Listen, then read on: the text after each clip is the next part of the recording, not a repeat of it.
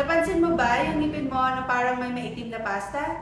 O kaya parang may tagpi na sa gitna? Madalas, luma na iyan, karaniwang silver filling o amalgam at possible na pasukan ng bacteria kung may leak.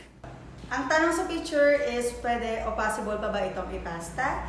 As a dentist, the first step is to check kung may crack, discoloration, or gap ang lumang pasta mo. Then, we carefully remove the old restorations using the handpiece. After that, we clean the cavity, remove any decay, and replace it with a new, stronger, and more aesthetic material like composite or ceramic. Mas maganda kung maagapan habang simpleng pasta pa lang ang kailangan.